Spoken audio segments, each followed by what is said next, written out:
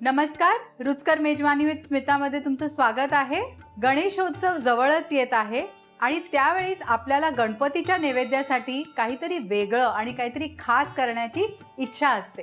त्यासाठी आज मी तुम्हाला दाखवणार आहे राघवदास लाडू। इथे मी एक कढई तापवत ठेवलेली आहे आणि ती चांगलीच गरम झालेली आहे। तो फ्लेम मी जरा बारीकवर ठेवणार आणि एक वाटी रवा त्याच्यात 3 ते 4 मिनिटं भाजून घेणार आहे। गॅस एकदम मंद असला पाहिजे। 4 मिनिटं झालेली आहेत आणि रव्याचा छान भाजण्याचा खमंग वास येत आहे।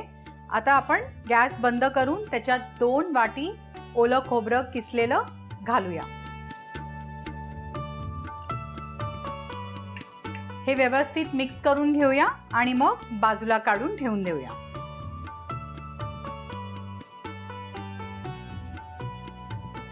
हे मिश्रण मी आता बाजूला काढून थंड करायला ठेवते। आता ह्या लाडवांसाठी जो साखरेचा पाक आपल्याला तयार करून घ्यायचा आहे तो आपण तयार करून घेऊया। हा पाक तयार करण्यासाठी 1 वाटी पाणी आणि 1.5 वाटी साखर आपण वितळायला ठेवूया आणि पाक करायला घेऊया।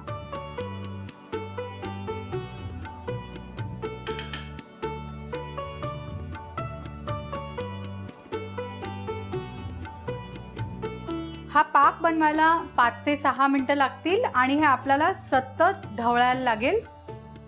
फ्लेम मीडियमवरच राहू दे। आपला पाक ऑलरेडी तयार झालेला आहे। आपण ह्याच्यात आता 2 टेबलस्पून दूध घालून घेऊया, मिक्स करूया आणि हे थंड करायला ठेवूया। परत ती कढाई आपण तापवत ठेवूया आधीची आणि त्याच्यात अर्धा वाटी तूप वितळून घेऊया।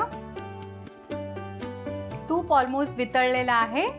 त्यात आपण भाजलेला रवा आणि खोबरं 5 ते 6 मिनिटं मंद गॅसवर पुन्हा भाजून घेऊया।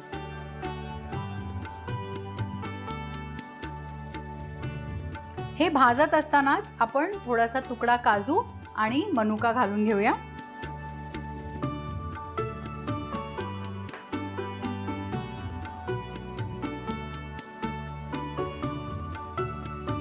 ह्याच्यात आपण थोडं केशर आणि वेलचीची पूड घालून घेऊया, चिमूटभर वेलचीची पूड। हे आपण आता व्यवस्थित मिक्स करून घेऊया आणि आपला पाक त्याच्यात घालूया। आता 10 मिनिटं मंद गॅसवर आपण ते परतून घेऊया। हे मिश्रण आपल्याला ढवळायला लागणार आहे, सारखंच ढवळायला लागणार आहे, नाहीतर ते आपलं खालती लागेल किंवा करपेल आणि मग लाडू चांगले बनणार।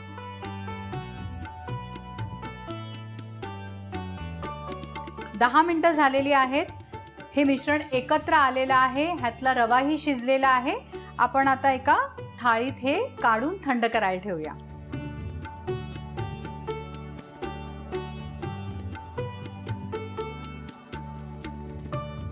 ह्याला साधारण 2 तास लागतील थंड करायला, तर आपण आता बाजूला ठेवून 2 तासानंतर ह्याचे लाडू वळवून घेऊया।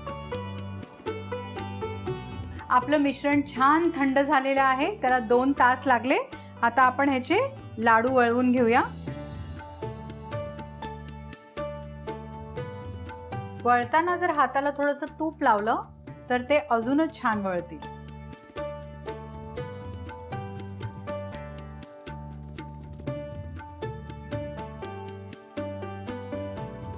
हे लाडू माझ्या गणपतीच्या नैवेद्यासाठी आणि हे लाडू रुचकर मेजवानीच्या टीमसाठी। तर हे लाडू तुम्ही नक्की ट्राय करून बघा। सोपे आहेत, फार डिफिकल्ट नाही आहे आणि गणपतीला खुश करा। अशाच गोड गोड रेसिपीजसाठी रुचकर मेजवानीला सबस्क्राइब करा।